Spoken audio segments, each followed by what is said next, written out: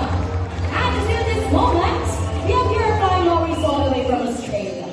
So we have two types of lorries, the Dasky lorries and the track train lorries. And to make this more memorable, we have this